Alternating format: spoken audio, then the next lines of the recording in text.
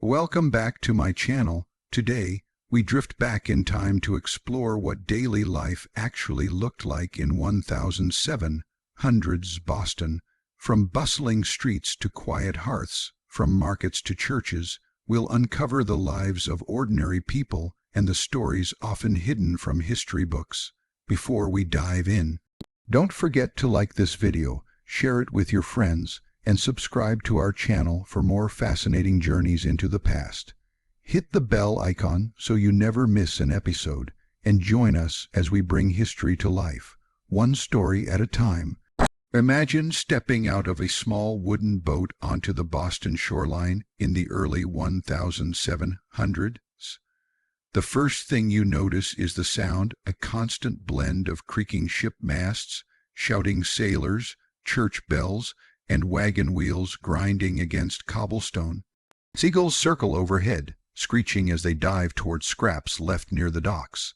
The salty smell of the Atlantic mixes with smoke drifting from dozens of chimneys and the odors of fish, tar, livestock, and unwashed streets. This isn't the polished, organized city we picture today. It feels raw, unfinished, alive, and slightly dangerous. Boston in this period is a crowded patchwork of winding streets and irregular alleyways, shaped more by necessity than planning. Roads follow old cow paths and natural contours rather than any carefully designed grid. Mud clings to your boots almost immediately, especially after rain, and some parts of the street are nothing but deep ruts carved by heavy carts carrying barrels, lumber, and cargo from the harbor. Stray dogs wander freely.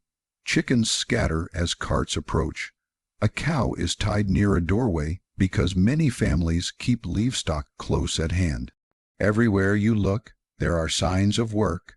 People carrying baskets, unloading crates, repairing nets, hammering boards, or sweeping doorways with rough brooms made of bound twigs.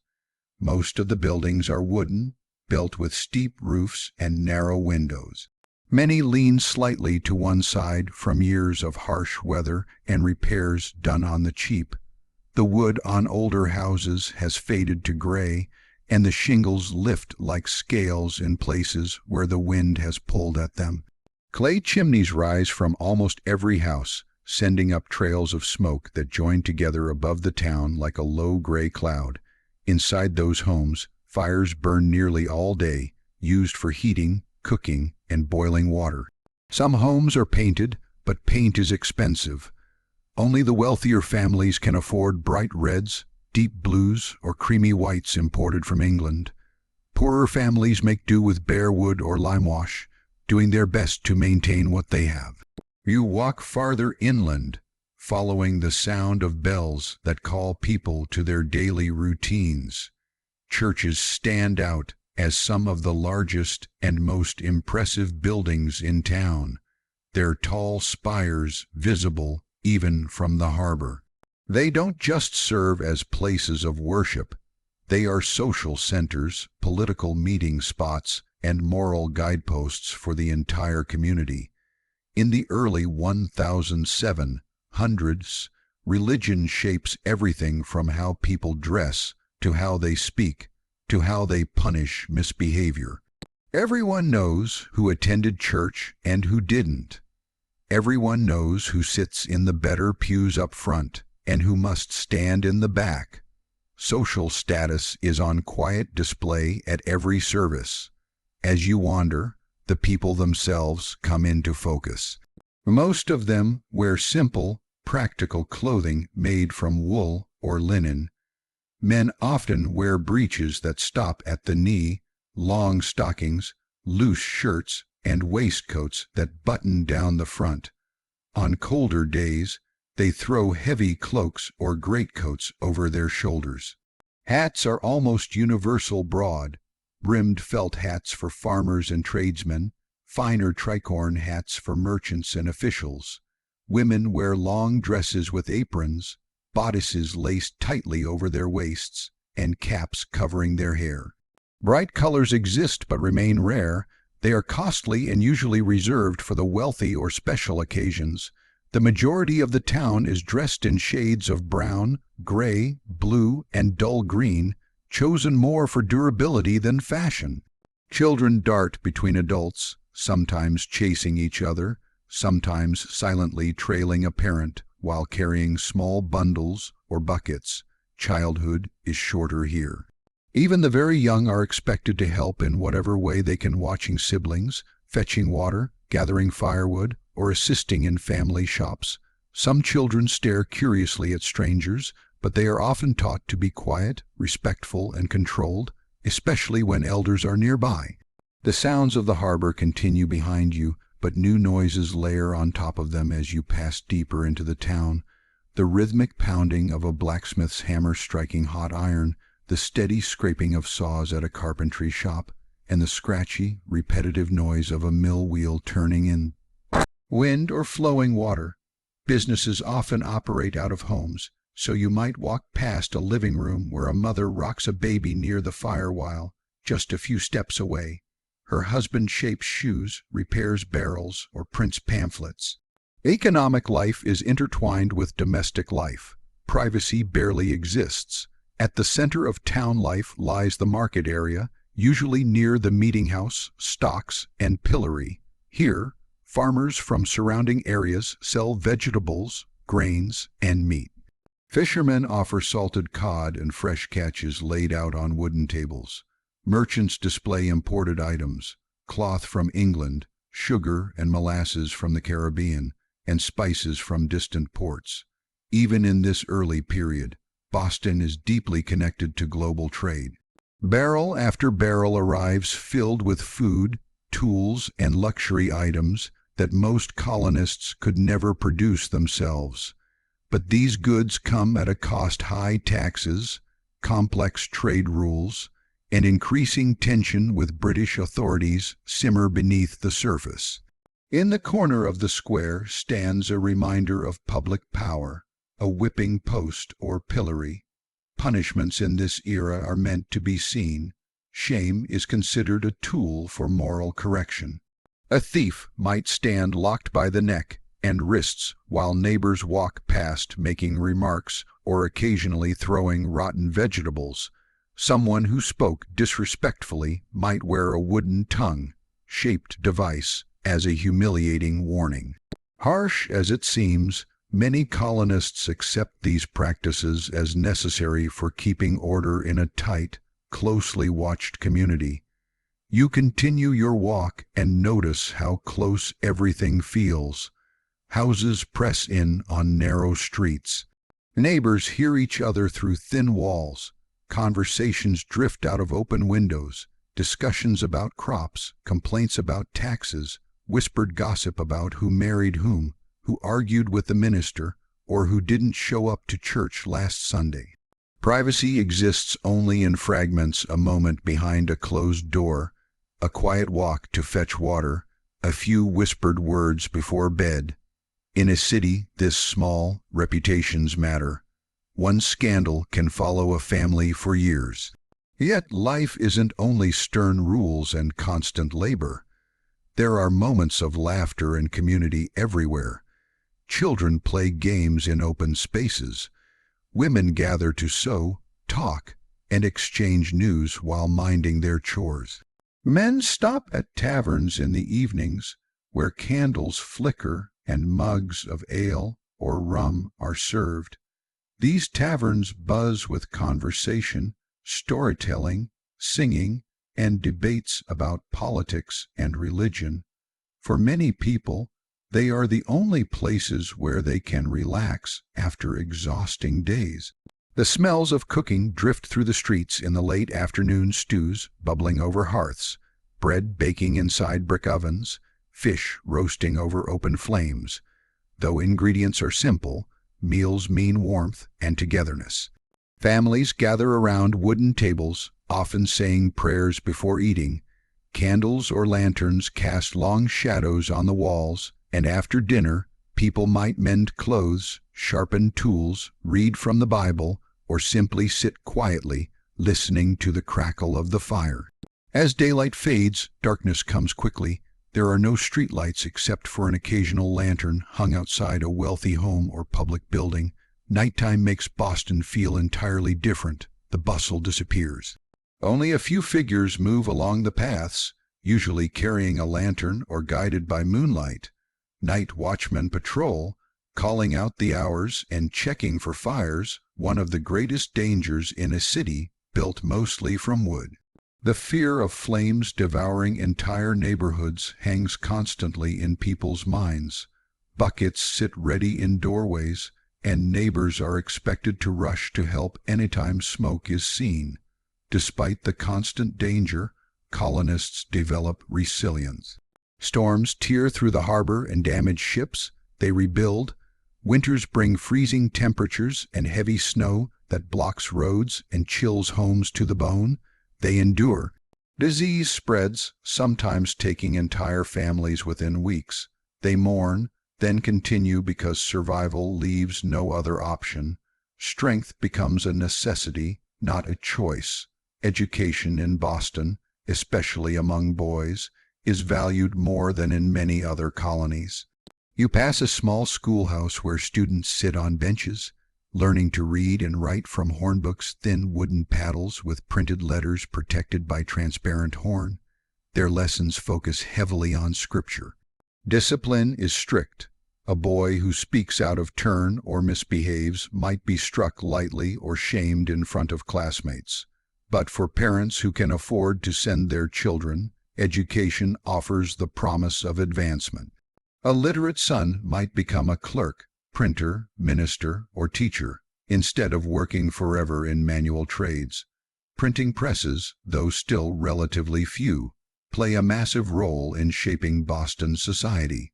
Pamphlets and early newspapers begin to circulate, spreading information, opinion, and rumor faster than word of mouth alone. When major events occur, a new law, a shipwreck, an outbreak of disease, the entire city can learn about it within days. These printed words become fuel for future debate and political change. You notice that while Boston feels bustling, it is still small in global terms, home to perhaps around 15,000 people.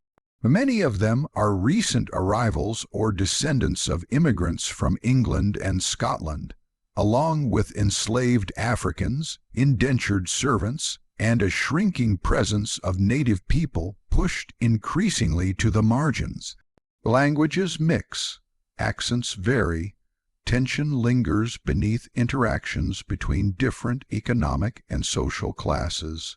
But for most residents, the main focus remains simple survival, keeping homes warm, keeping food stored, raising children, and staying within the expectations of their community. The wharf area, where you first arrived, almost acts as the city's lifeline. Ships are constantly loading and unloading, their crews shouting directions. Crates filled with sugar, tobacco, lumber, tools, fabrics, and rum are dragged ashore. Some ports smell strongly of molasses, sticky and sweet, as barrels leak slightly in the sun. Boston's economy thrives because of the Atlantic world connected to markets thousands of miles away. Few colonists travel across the ocean themselves, but almost all depend on what comes from it. The deeper you explore, the more contradictions you see. On one street, wealthy merchants live in larger houses containing imported furniture, decorative mirrors, and silverware. Their homes look neatly maintained, and their wives often wear finer fabrics and jewelry. A few blocks away, families cram into cramped rooms, sharing space with animals, working long hours simply to afford bread and firewood. Poverty is visible in worn clothing, cracked shoes, and tired faces, but most poor families continue to work with remarkable determination. The city is layered not only in geography, but in opportunity. The rules that govern social behavior are strict, and reputations can be fragile. Gossip travels fast. A person known for laziness, dishonesty, or drunkenness may find it hard to be hired or trusted. Marriages are watched closely, courtships followed with interest. Widows and orphans often rely on neighbors or church assistance. Life creates deep interdependence. People need blacksmiths, carpenters, midwives, fishermen, farmers, pastors, and merchants, and each relies on the others in turn. In the midst of all this activity, the natural world still presses in close. Forests remain just beyond town boundaries, filled with deer, wolves, and thick underbrush. Winters freeze the harbor partially and glaze rooftops with ice. Summer brings humidity, insects, and the constant risk of illness. Storms roll in off the ocean with incredible force. No one is insulated from nature. Even the wealthiest families feel the impact of harsh seasons, though the poorest suffer most. Over time, as you observe, a picture forms. Daily life in 1007's Boston is a blend of hardship and hope, strict discipline and lively energy, fear of disorder and hunger for opportunity. Every object, from a wooden bucket to a church pew, tells a story of labor. Every face reveals someone who has endured cold winters, loss, exhaustion, and yet continues waking early each morning to start again. And yet, beneath the routines and struggles, something else slowly develops, a sense that life here is different from life in Europe. People have more land, more involvement in local government, and more room, however limited, to voice frustrations. They begin to question, quietly at first, why distant rulers across the ocean hold such power over their taxes, trade, and laws. Those questions don't yet dominate daily life, but they hover quietly in tavern conversations and church discussions. They linger in the printed pamphlets and whispered disagreements. The seeds of rebellion are there, not yet fully visible, but deep in the soil beneath everyone's feet. So as you stand in the middle of this early Boston, the city feels like a place suspended between worlds, part raw frontier settlement, part bustling trading port, part moral community guided by strict rules, and part emerging society filled with curiosity about the future. It is noisy, messy, imperfect, and difficult, but it is also vibrant, determined, and quietly transformative. The people living here don't yet realize that history will later call their city one of the birthplaces of a revolution. For them, this is simply home, a place where every day brings new work, new worries, and the fragile hope that tomorrow might be just a little better than today. Before dawn, long before the streets begin to buzz with activity, Boston is quiet except for the faint rustling of wind through the narrow alleys and the soft creak of ships tied along the harbor. Inside nearly every home, the day begins not with clocks or alarms, but with habit. Roosters crow, a baby stirs, the last embers in the hearth glow faintly. Someone reaches for flint and steel, blowing gently into a handful of tinder to coax the fire back to life. Fire, more than anything else, dictates the rhythm of the day. Without it, there is no warmth, no breakfast, no boiled water, no light for early chores. The first to rise is usually the person responsible for the fire, often the mother, older daughter, or a servant in wealthier homes. She moves quietly so as not to wake those still sleeping, feeding small sticks into the embers until flame returns. In winter, her breath fogs as she works, and her hands ache from cold.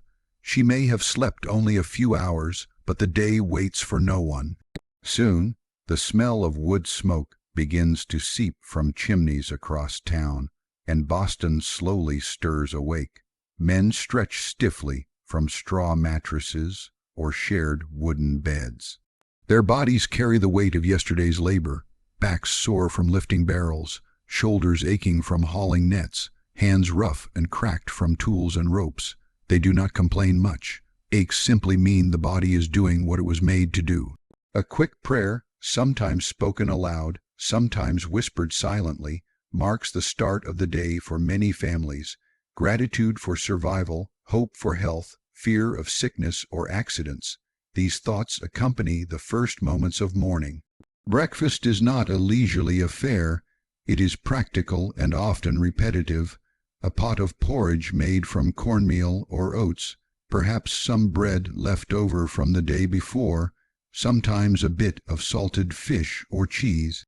People eat quickly because daylight matters. Work depends on it. In summer, light stretches long and allows for hours of activity.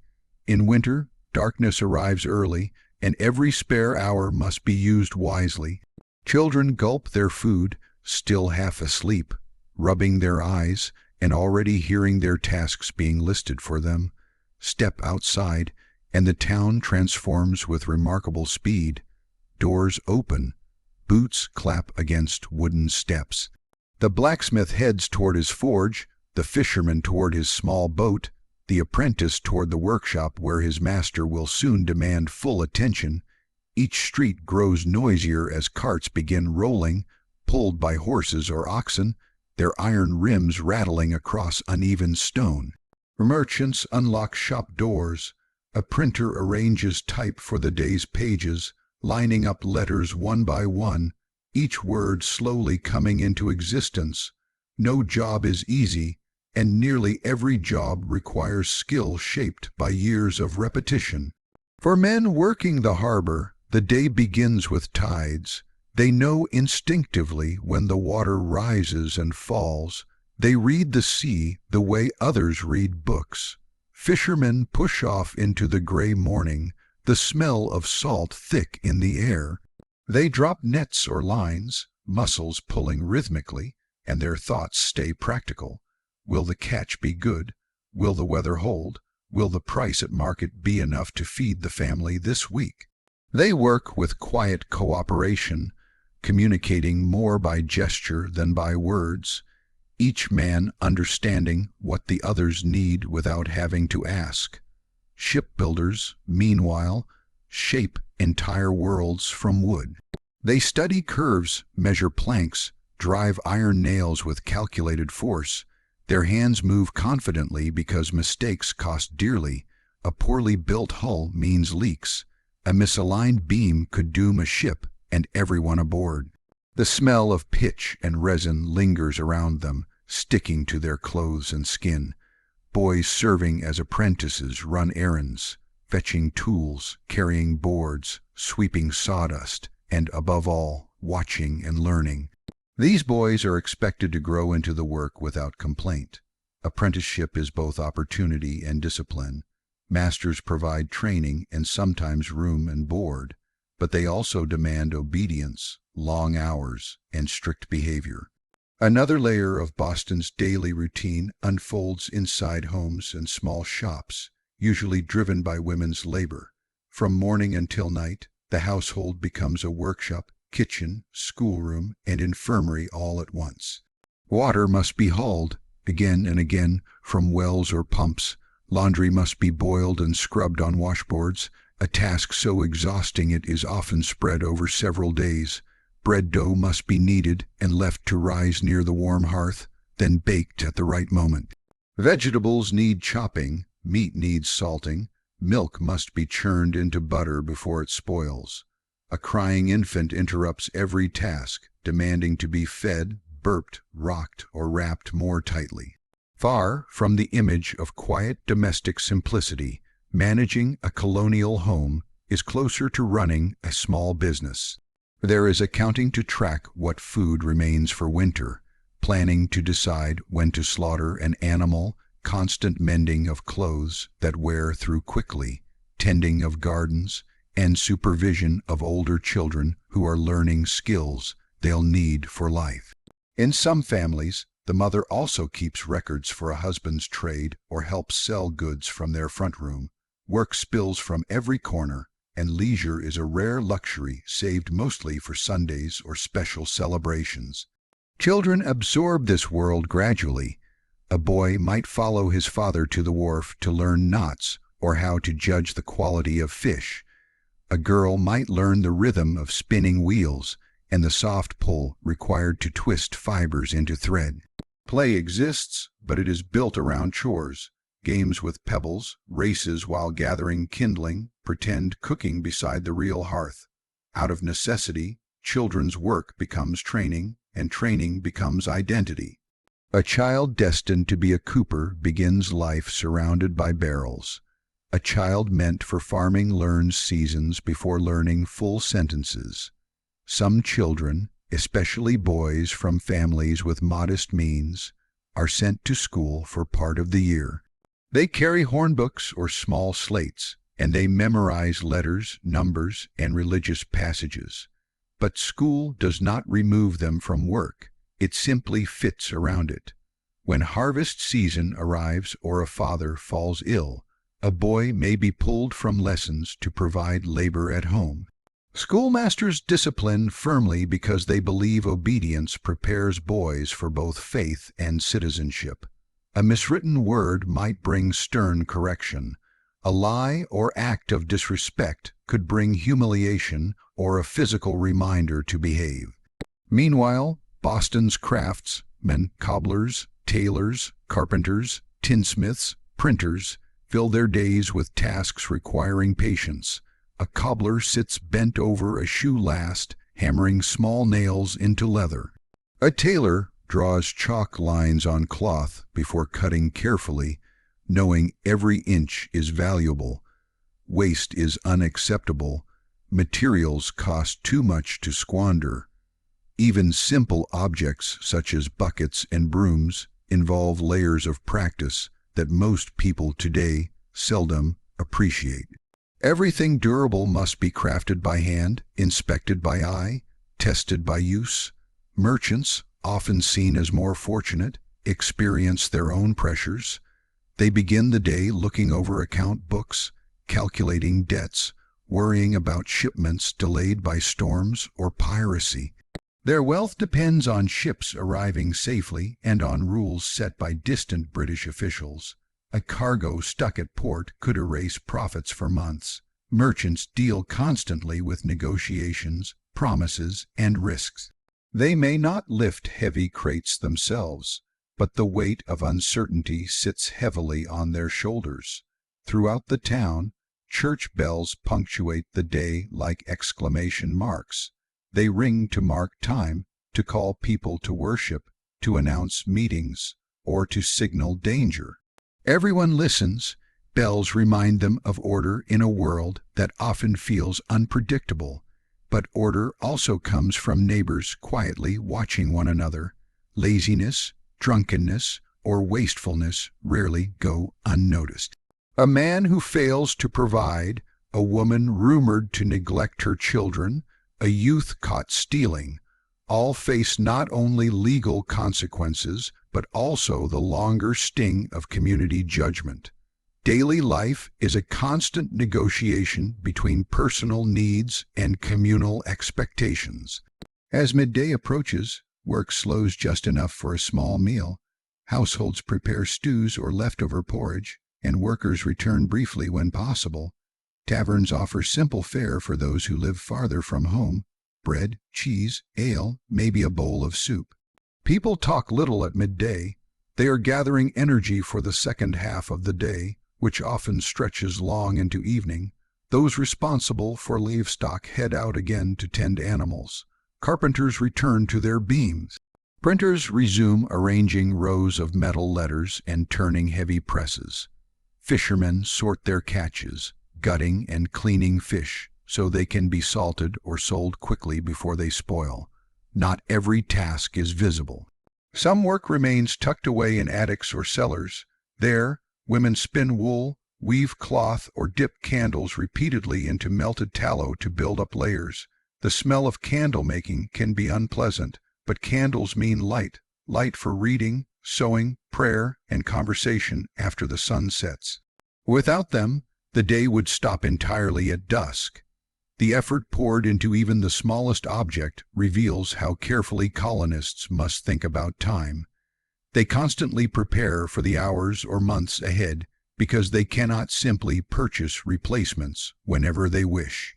As shadows grow longer, the pace of work does not immediately slow. In shops, masters inspect apprentices' progress, offering grudging praise when something is done well, sharp criticism when it is not. Some apprentices dream of someday owning their own shops.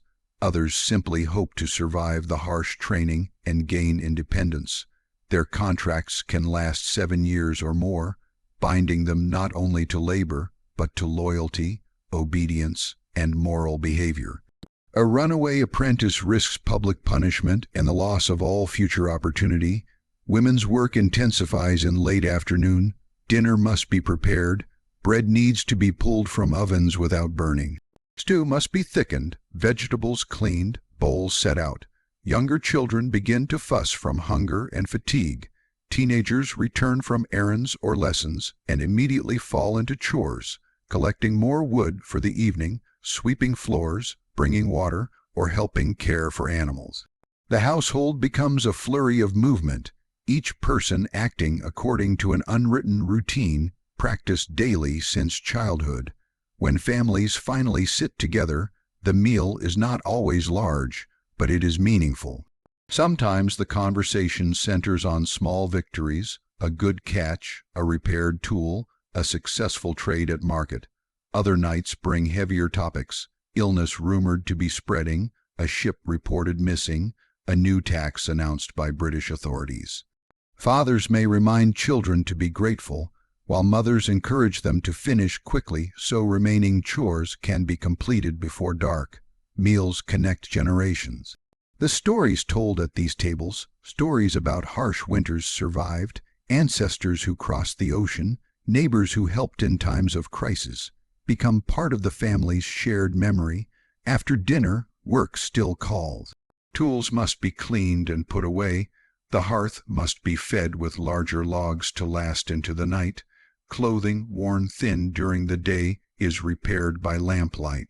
Some fathers read aloud from the Bible or from the rare book owned by the family, guiding discussions that blend moral lessons with everyday advice. Children listen, yawning, absorbing beliefs as naturally as they absorb language. Outside, night deepens and the soundscape shifts once more.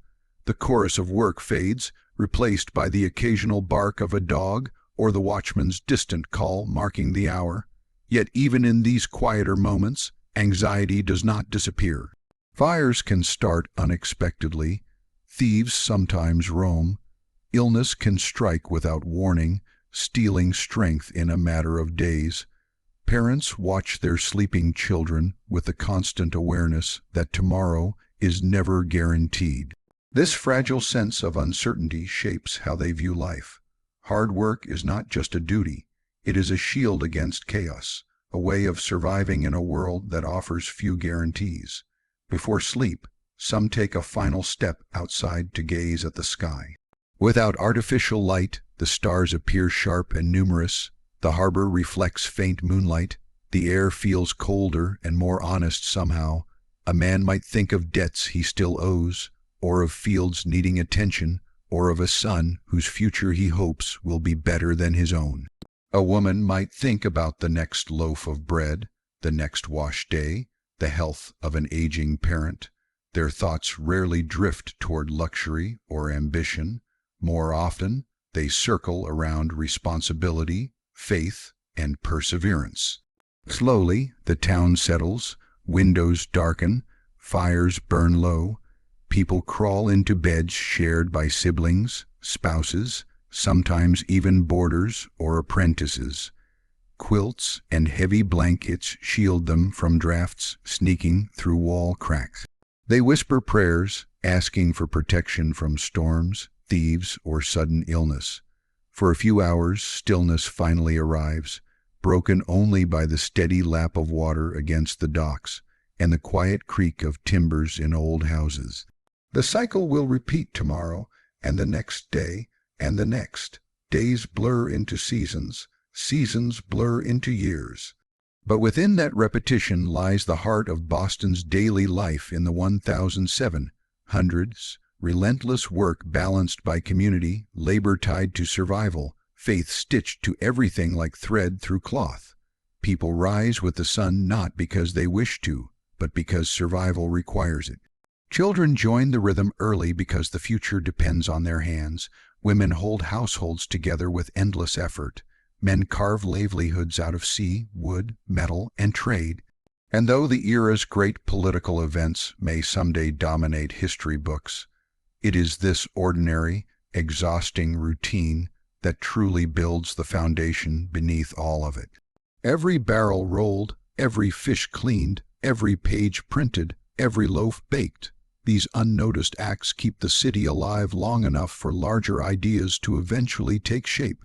The work of daily life, quiet and uncelebrated, becomes the steady drumbeat that carries Boston forward into a century of change it cannot yet imagine. If you linger a little longer in 1700s Boston, you begin to see that daily life isn't just defined by work. It's shaped by the invisible rules, unspoken expectations, and quiet hopes that guide people from the moment they wake to the moment they fall asleep. The town looks ordinary on the surface, but beneath it lies a complex web of customs, responsibilities, and relationships that hold everything together. Without these shared understandings, the city would feel chaotic. With them, it functions almost like a living organism, each person playing a part they rarely question. A typical Boston home is more than just shelter. It is a workshop, a nursery, a place of worship, and sometimes even a sickroom or courtroom for private disputes. Walls are thin, floors are rough, furniture is simple and mostly handmade, a few stools, a heavy table, perhaps a chest for storing clothing, and a bed constructed of ropes tied beneath a straw mattress.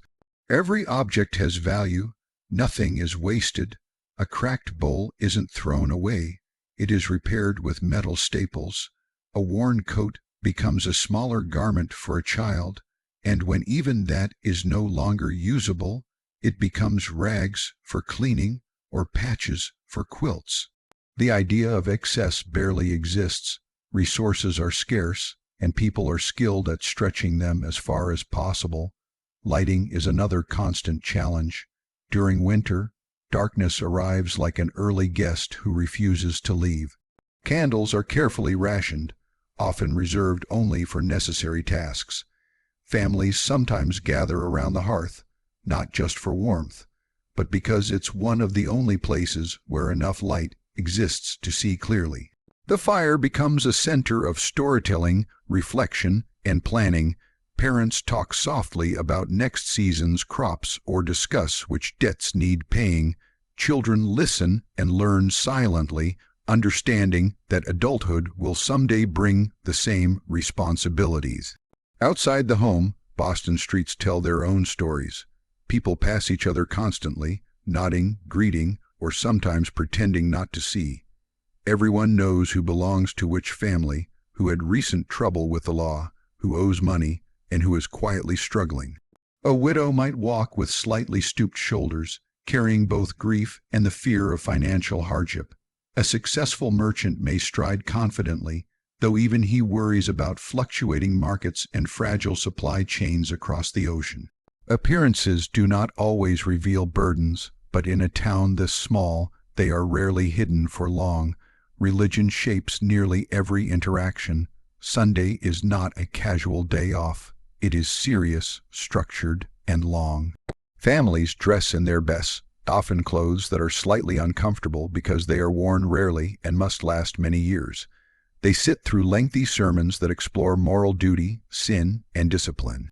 Ministers speak with authority, and their words ripple through the community throughout the week. After services, conversations outside the meeting house continue almost as seriously as the sermon itself. People discuss neighbors' behavior, the minister's warnings, the state of the community's soul. The church is not simply about faith, it is also about social order and control. At the same time, taverns and inns offer a completely different energy. Candles flicker over rough wooden tables.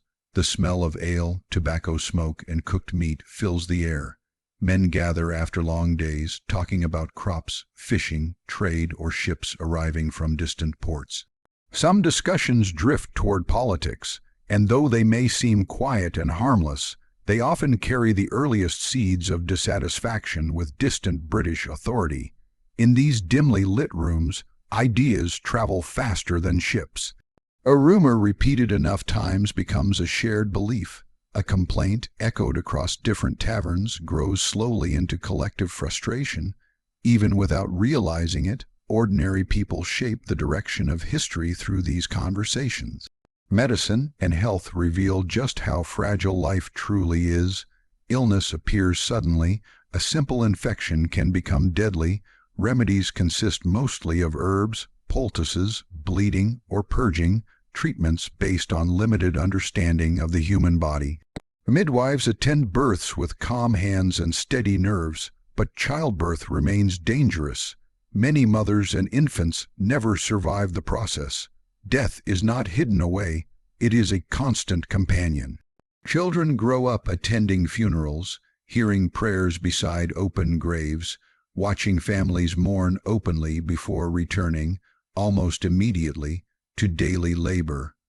Grief cannot stop survival, and so people learn to carry loss alongside hope. Hot summers bring swarms of insects and the constant odor of refuse on streets. Winter, however, is harsher in its own way. Cold seeps through cracks in walls. Ice forms inside windows. People sleep close together under layers of blankets, sharing body heat. Food storage becomes critical. Barrels of salted meat, pickled vegetables, and dried fish line cellars. If supplies run low before spring arrives, hunger becomes a very real threat. Families calculate carefully, measuring out rations and living in quiet awareness that one bad season could change everything. The role of law and punishment is impossible to ignore. While Boston lacks large prisons, punishment is swift and public. A man convicted of theft might be branded. Someone guilty of fraud may face the pillory, exposed for hours while neighbors mock or scold them. The purpose is not simply punishment, it is warning. The message is clear. Behavior affects the entire community. Everyone must contribute to stability. The constant visibility of justice reinforces the belief that personal actions ripple outward, affecting far more than the individual. Enslaved people also live within this city, often hidden in plain sight. Though Boston is not a plantation town like those farther south, slavery still exists and shapes daily economics quietly but powerfully. Enslaved men and women labor in kitchens, fields, homes, and docks, performing tasks that keep wealthier households running smoothly. Their experiences are defined by restriction and uncertainty. Their stories are rarely written down, yet they form an undeniable part of the city's foundation. In whispered moments among themselves, they share fragments of memory, songs from homelands, hopes that someday circumstances might change. Freedom feels distant, yet not unimaginable. Relationships between social classes are complicated. A wealthy merchant may rely heavily on the labor of sailors, porters, craftsmen, and servants, people who earn far less but carry equal or greater physical burdens. Respect is often expected, though not always earned. Many poorer families silently resent those who seem comfortable while they struggle, yet they also understand that anger brings risk. Survival encourages patience, but patience does not erase inequality. These tensions remain largely unspoken, simmering quietly beneath the town's daily calm. Education shapes the future, yet remains uneven. Boys with ambition may attend schools, apprenticeships, or religious training, while girls often receive instruction at home, focusing mostly on domestic skills. A few exceptional families encourage daughters to read and write more deeply, recognizing the strength of an educated mind. But society still largely assumes a woman's world should revolve around home, family, and faith. Despite this, many women quietly become powerful organizers, managing finances, orchestrating household survival strategies, and guiding their children's values. Their influence, though often invisible to formal history, echoes through generations. Trade networks connect Boston to places most residents will never see. Ships sail to the Caribbean loaded with fish, lumber, and livestock, returning with sugar, molasses, and rum. Others head toward Europe, moving along well-established routes that bring news, fashion, and political directives. A shipment delayed by storms or pirates causes immediate concern. Letters take months to travel and return. Communication is slow, forcing people to live in long stretches of uncertainty, waiting for word about loved ones or financial matters that could determine their future stability. Amid all the seriousness, people still find laughter. A group of boys might race down a muddy road, their laughter echoing off wooden houses. Neighbors gather for celebrations when weddings occur, feasting and dancing with surprising energy. Seasonal holidays break the monotony of work, allowing families to share special meals, exchange small gifts, and feel, if only briefly, a sense of abundance. These moments shine more brightly because they are rare. Even the simple act of sitting together on a warm evening, listening to crickets and watching the horizon darken, feels meaningful in a world where every day demands effort. Gossip flows like another form of currency. Stories about misbehavior, secret romances, or unusual events travel quickly. Some gossip is harmless entertainment.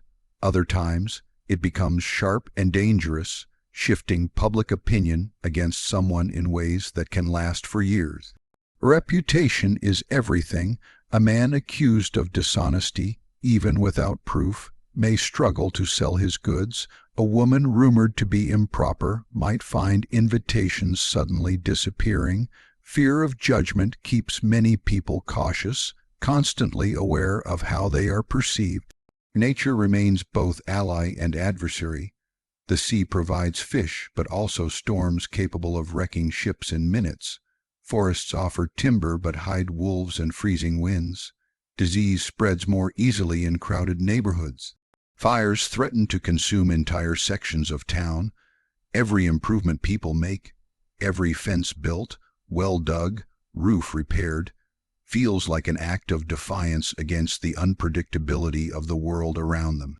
They carve order from wilderness, one plank and stone at a time.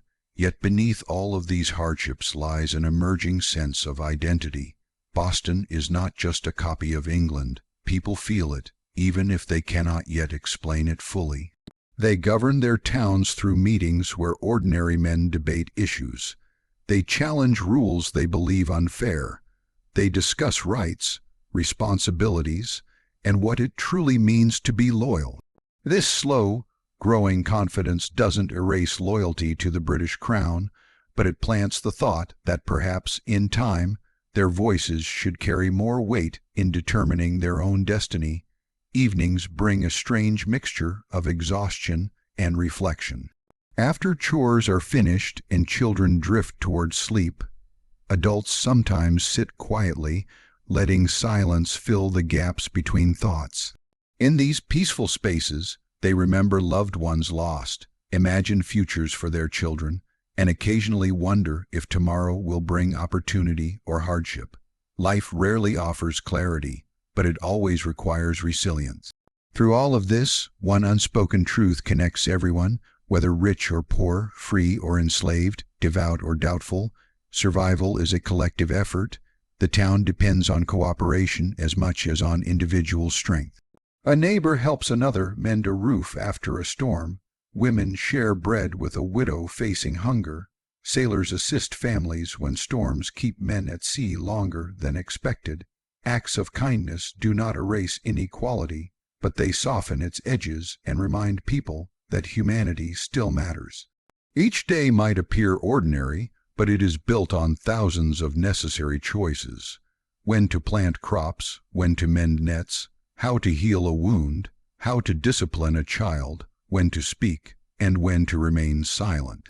These choices, repeated generation after generation, shape the character of the community. They prepare Boston, quietly, unknowingly, for the moment when history will call upon it to take a larger role. For now, however, the people of the 1007, hundreds live mostly inside their daily routines. They wake, work, pray, eat, worry, plan, laugh occasionally, and hope persistently. Their world feels smaller than ours, yet it is full, demanding, and deeply human. Nothing is simple, but everything has purpose. And though they cannot see the future waiting just beyond the horizon, their lives, every chore, every hardship, every shared moment, are already building the foundation for the dramatic events that will someday transform their city and the world beyond it. Food in 1007 hundreds Boston was not something people thought about as cuisine or lifestyle. It was survival, routine, and tradition wrapped together. Most meals began long before anyone actually sat at the table. Before dawn, a fire needed to be coaxed back to life from yesterday's embers or built again from scratch. Firewood had to be chopped, carried, and stacked. Water had to be hauled in heavy buckets from a well or pump, sometimes several trips, even in the freezing winter. Everything that ended up on a plate represented dozens of unseen steps, often done by tired hands, and because there were no refrigerators, no supermarkets, and few guarantees, every household lived with the quiet fear that food stores might run out before the next harvest or shipment arrived. The typical Boston table did not overflow with variety. Bread was a constant companion, usually dense and coarse, baked from wheat when it could be afforded, but more often mixed with rye, cornmeal, or barley to stretch supplies. Cornmeal mush, known as hasty pudding, was another staple. It was cheap, filling, and endlessly reused, eaten fresh in the morning, fried for supper, or mixed into stews the next day. The idea of food going to waste was almost unthinkable. Leftovers weren't leftovers. They were simply tomorrow's breakfast. Fish was everywhere. The Atlantic world of the 18th century revolved around shipping, trade, and fishing, and Boston stood right at the edge of that salty network. Cod, in particular, shaped lives and fortunes. Boats left the harbor daily, and salted cod traveled across oceans. Families ate it stewed, boiled, fried, or simply cooked with onions and herbs when available. Fresh fish was a blessing. Salted fish was security. If a barrel was in the cellar, there was at least some confidence that winter hunger could be held off. Meat was not rare, but it wasn't eaten in the large portions modern people expect. Chickens provided eggs first, meat second. Cows were valued for milk far more than beef.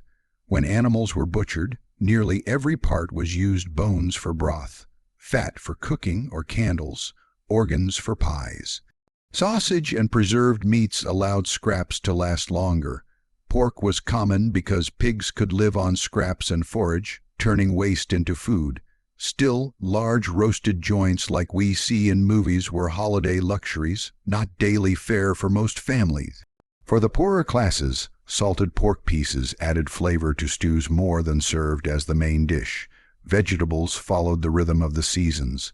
In summer, gardens produced peas, beans, carrots, pumpkins, turnips, and cabbages. In winter, those same vegetables appeared again, only pickled, salted, or stored in root cellars. There was no concept of strawberries in December or fresh lettuce year-round. People learned to rely on hearty foods that could endure: squash, potatoes, onions, and preserved fruits. Apple cider replaced fresh fruit for much of the year and served as both drink and ingredient. Cooking itself was slow and laborious. A single pot simmering over the fire might provide meals for the whole day. Stews were popular because they stretched ingredients and softened tough cuts of meat. Women mastered the art of judging heat by watching flames and embers, shifting pots closer or farther without thermometers or timers. Burns were common, smoke-filled kitchens, stinging eyes and blackening walls. Yet out of that discomfort came meals that carried families through seasons of work, sickness, and cold. Beverages reveal another side of Boston life.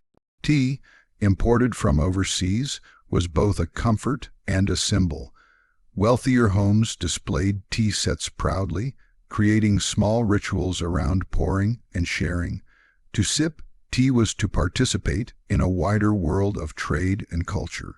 But tea was expensive, and its price and the taxes attached to it would soon make it politically charged. Still, in the early part of the century, it was simply a cherished, slightly luxurious habit. Rum, however, was everywhere. The rum trade connected Boston to the Caribbean and Africa, forming part of the infamous triangle of goods, profits, and human lives. For many Bostonians, rum was cheaper and sometimes safer than water, which could be contaminated. Taverns poured it constantly: plain rum, rum mixed with water, rum punch flavored with citrus, and hot toddies sweetened with molasses. Workers drank it at midday. Sailors relied on it for courage and warmth. Clergymen scolded excess drinking while quietly acknowledging how deeply it had woven into daily routines. Whether celebratory or destructive, rum was one of the quiet engines of colonial society. Meals were family gatherings, but they followed hierarchy. Fathers were often served first, children last. Guests received honor, and servants or enslaved people ate separately if they joined at all. Silence during meals was common, broken occasionally by short family prayers or practical discussion. Eating was not entertainment, it was nourishment, discipline, and routine all at once. Beyond the table, religion shaped the rhythm of Bostonian life in ways modern people sometimes struggle to imagine. Sunday was not just another day, it was the anchor of the week. Bells rang early, signaling the beginning of a ritual that everyone, willingly or unwillingly, participated in. Churches were simple but imposing, with tall steeples pointing toward heaven and wooden pews worn smooth over years of use. Families walked or rode together, often traveling long distances through mud, snow, or heat. Services could last hours. Sermons were dense, moral, and sometimes stern. Preachers warned about sin, pride, idleness, and temptation. They connected everyday struggles to spiritual lessons and urged people to see their lives as part of a grand, divine narrative. The language might sound harsh today, but for many colonists, these sermons gave meaning to hardship. Suffering, discipline, and sacrifice were framed as pathways to virtue. Children sat stiffly beside their parents, often bored, sometimes restless. Bead toys were occasionally given to the youngest to keep their hands busy. Strict ushers patrolled aisles, ready to correct anyone who whispered or fidgeted too loudly. Falling asleep was risky. Someone might gently but firmly tap you awake with a long stick designed specifically for that purpose. Religion also extended far beyond church walls. It shaped laws and expectations. Many towns enforced Sabbath rules that limited activities on Sundays: no loud work, no unnecessary travel, no obvious enjoyment that could distract from worship. Neighbors quietly watched one another, partly out of curiosity and partly because community order depended on shared behavior. Faith offered belonging, but also pressure. You were expected to present yourself as upright, respectable, and pious, regardless of what doubts might exist privately. Yet Boston was not spiritually frozen. As trade expanded and books circulated, new ideas entered the port along with goods. Enlightenment thinkers questioned authority and encouraged reason. Revivalist preachers swept through towns, urging emotional, personal connections to God instead of rigid ritual. Some residents embraced these movements enthusiastically, while others feared they would tear apart established traditions. Religious life became a conversation, sometimes heated, about what faith should look like. Community life grew in the spaces between home, church, and work. People depended on one another in ways that are sometimes hard to picture now. A broken tool might require a neighbor's help. Illness meant the entire street might bring broths, blankets, and prayers. Births, marriages, and funerals drew crowds because every event was part of a shared story. News traveled not through screens, but through voices, whispered in markets, announced from pulpits, or spread rapidly through taverns. Those taverns were more than drinking places. They functioned as town squares, newspapers, meeting halls, and debate stages all at once. Sailors returning from months at sea brought tales of storms, pirates, and far-off lands. Merchants compared prices and planned deals. Ordinary workers argued about taxes, government, and local leaders. Some nights were rowdy, others thoughtful. On the walls, notices advertised auctions, missing goods, runaway apprentices, and ships scheduled to depart. With every conversation, Boston became a little more aware of itself and the wider world. Entertainment existed, though it was quieter compared to modern standards. Music came from fiddles, flutes, and voices around fireplaces. Dances were held occasionally, though strict moralists frowned upon too much merriment. Fairs and market days offered rare chances to see performers, tricks, and unusual goods.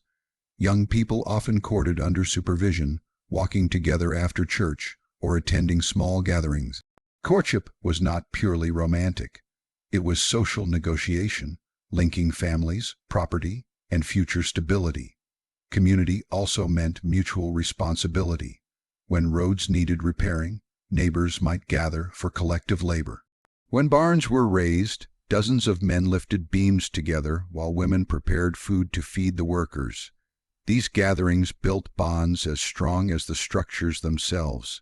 People argued and sometimes held grudges, but they also understood that survival depended on cooperation. At the same time, deep inequalities ran beneath this sense of togetherness.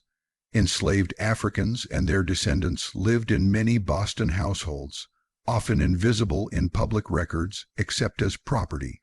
They cooked, cleaned, hauled water, cared for children, and toiled without freedom while listening to sermons about liberty preached to others. Their relationship to food, religion, and community was filtered through constraint. They were expected to obey quietly, yet they preserved fragments of culture, whispered stories, and personal faith amid oppression.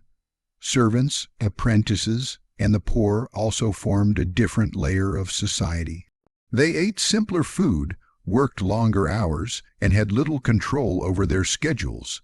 Apprentices might sleep in cramped lofts above workshops, their days dominated by labor and training. Widows frequently relied on community charity or small home businesses such as laundry or boarding. Community notices often listed donations for those struck by fire or famine. Tragedies were frequent: shipwrecks, epidemics, accidents involving horses or wagons. Every household eventually encountered loss, and neighbors gathered not only to work and celebrate, but to grieve. Despite hardships, people learned to find joy in small moments. A successful harvest meant relief and quiet celebration. The first warm day after a brutal winter felt almost like a blessing. The smell of fresh bread, the laughter of children playing in dusty streets, or a letter arriving from across the ocean could brighten entire days. Stories by the fire connected generations, passing down not only history but wisdom: how to fish, how to mend clothes, how to survive. Food customs revealed identity. Recipes were inherited, altered, and shared among families with English roots, indigenous influences, and African traditions. Dishes slowly evolved, shaped by trade and scarcity. Meanwhile, religious festivals and fasts influenced meals too. Certain days called for simpler fare, encouraging reflection. Other times permitted small feasts, marking moments of gratitude and seasonal change. Everything was tied to rhythm, the rhythm of planting, of worship, of tides and trade winds. Markets in Boston provided glimpses of diversity. Farmers brought eggs, butter, and vegetables. Fishermen sold their catches. Merchants displayed imported spices, sugar, and cloth. The smells were powerful: salt, smoke, fresh herbs, and animal hides. Bartering was common, haggling expected. People gossiped as they shopped, asking who was engaged, who fell sick, which ships had docked recently. News flowed through those stalls as much as goods. Letters and newspapers added another layer. Literate citizens eagerly read printed broadsides that criticized governors, praised merchants, or discussed events from London. These writings planted seeds of political awareness that would later grow into revolution. But in the early 1700s, they mostly fueled curiosity and conversation. Reading aloud became a social event, families gathering while someone slowly pronounced each word by candlelight. Religion also offered a framework for charity and justice. Church leaders often acted as moral guardians, arbitrating disputes, disciplining misbehavior, and supporting the needy. Public shame sometimes replaced legal punishment, with wrongdoers forced to confess sins before the congregation. While harsh by modern standards, these practices reinforced the idea that each individual's actions affected the whole community. Morality wasn't private, it was communal property, yet beneath strict rules, spiritual comfort remained real. People prayed over sick beds, over dangerous voyages, over childbirth, a time when many women's lives were genuinely at risk. They believed God watched, judged, but also protected. Psalms and hymns filled homes on winter evenings. Even those who doubted quietly often still participated, unsure how to separate faith from identity because both were woven tightly into daily experience. Over time, Boston's growing connection to the Atlantic world began subtly changing local habits. Exotic spices appeared rarely, giving everyday foods surprising flavor. Coffee houses opened, offering another setting for discussion and trade. Foreign books circulated, questioning old assumptions. Younger generations sometimes felt less bound to the severe discipline their grandparents accepted. Parents worried, elders fretted, and conversations turned toward what kind of society Boston should become. Tradition wrestled with adaptation.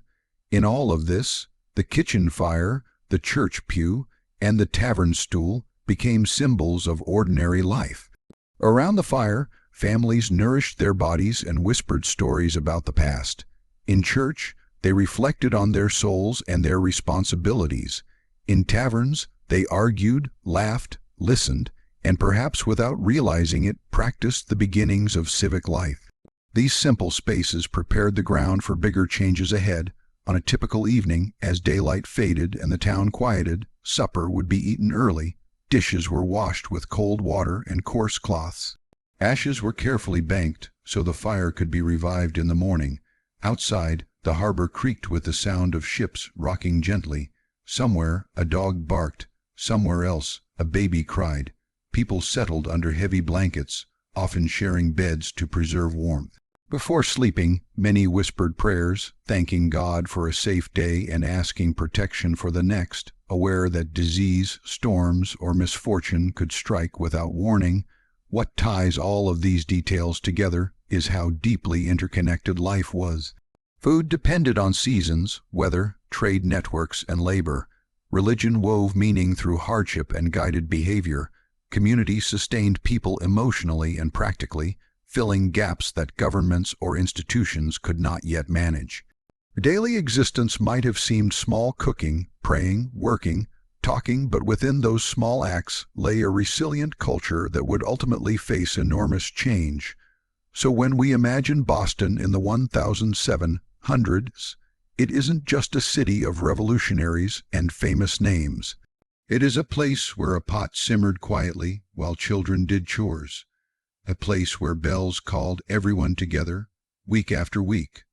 A place where neighbors watched out for one another, argued passionately, forgave, and sometimes failed to.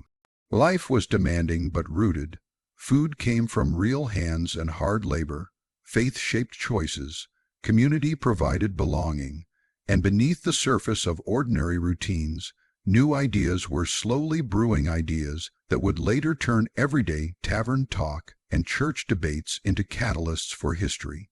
When people imagine Boston in the 1700s, they often think of brave patriots, fiery speeches, and a city marching toward revolution. But before those dramatic scenes unfolded, everyday life was shaped by something quieter and far more complicated: inequality. Beneath the familiar stories of freedom and resistance lay a society divided by class, race, gender, and opportunity. Not everyone experienced Boston the same way, and for many, the promise of liberty felt distant, fragile, or out of reach. Wealthy merchants walked streets with confidence, their boots polished, their coats tailored with imported fabrics from England. They owned businesses, warehouses, sometimes ships. They hosted dinners filled with silverware, candlelight, and carefully displayed tea sets. Their homes had multiple rooms, carpets, glass windows, and space to breathe luxuries that instantly marked them as people of importance. For them, Boston was a place of opportunity, profit, and prestige. They read books, subscribed to newspapers, debated philosophy, and saw themselves as leaders in the making of a new world. A very different Boston existed not far away. Narrow lanes, smaller houses, damp basements, and crowded lofts sheltered artisans, laborers, widows, apprentices, and the poor. Shoes were patched repeatedly, coats were worn until threadbare. Some families owned almost nothing beyond a few wooden chairs, a table, and essential cooking pots. Work was uncertain. If a shipwreck occurred or trade slowed, the ripple spread quickly. Fishermen lost wages, dock workers found themselves idle, and shopkeepers sold on credit, hoping customers could someday repay. Poverty in the 1700s was not just inconvenient, it was dangerous. Hunger, sickness, and cold waited patiently for any sign of weakness. And threading quietly through both these worlds were enslaved men, women, and children, living proof that Boston's reputation as a city of liberty hid uncomfortable truths.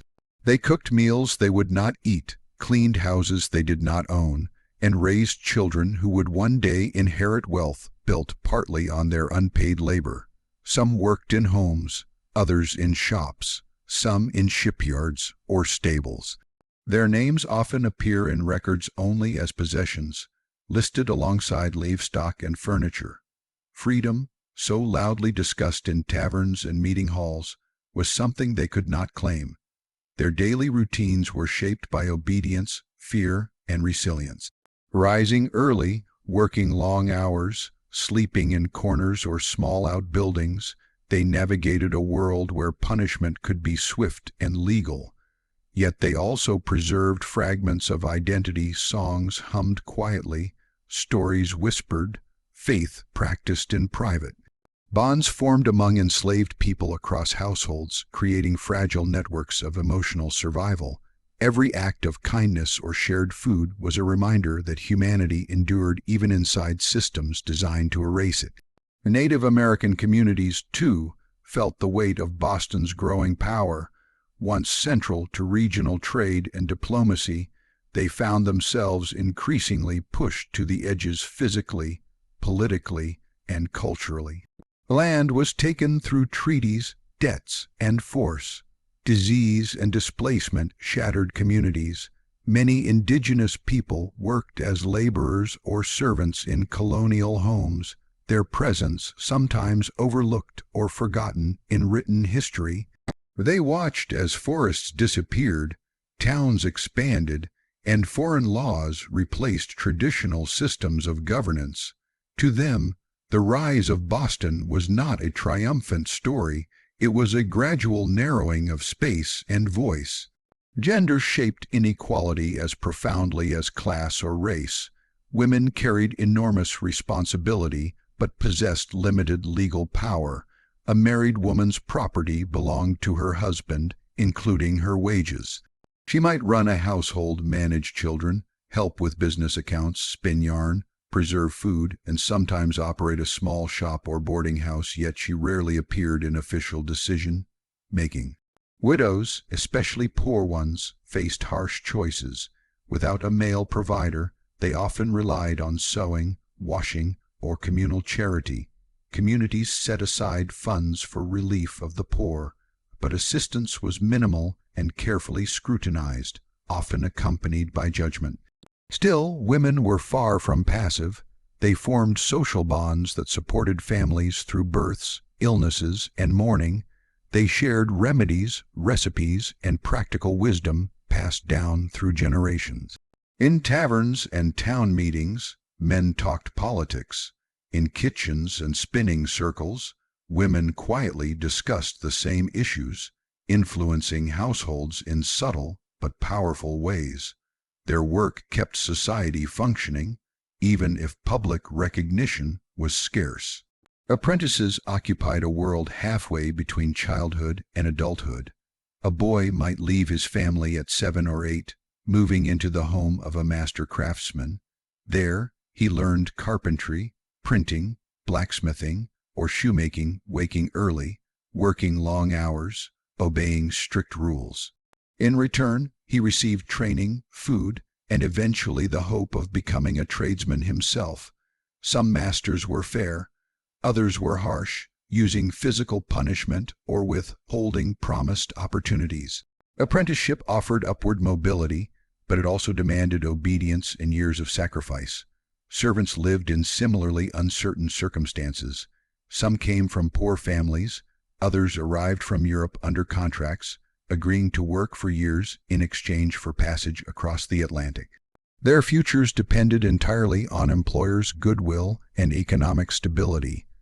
A change of fortune for one wealthy family could easily disrupt the lives of every servant inside the household. Crime and punishment reflected social divisions as well. Theft was common: a stolen loaf of bread, pilfered tools, missing clothing, often driven by hunger or desperation. Courts displayed punishment publicly to deter others: stocks, whipping posts, and humiliating confessions. Prisons were small and unsanitary, intended more as temporary holding spaces than long-term confinement. Justice sought order and example rather than rehabilitation. But wealth and status sometimes softened consequences, while the poor bore the brunt of harsher sentences.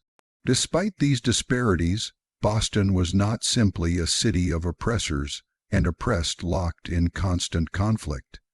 It was also a web of relationships and responsibilities. Charity funds supported struggling families, neighbors loaned tools and food, and churches organized relief during fires or epidemics. The same society that enforced inequality also fostered compassion. People recognized one another's needs because survival required interdependence. Fires, especially, could transform the city overnight. Wooden houses stood close together, and a single spark could race across rooftops in minutes. When flames erupted, bells rang frantically. Buckets formed chains from wells to burning buildings. Rich and poor alike rushed to battle the blaze. Afterwards, ashes did not distinguish social class. Entire neighborhoods sometimes rebuilt together, sharing timber, nails, labor, and sorrow. Moments like these reminded residents that, beneath their divisions, they were bound by place and fate. Taverns, those lively centers of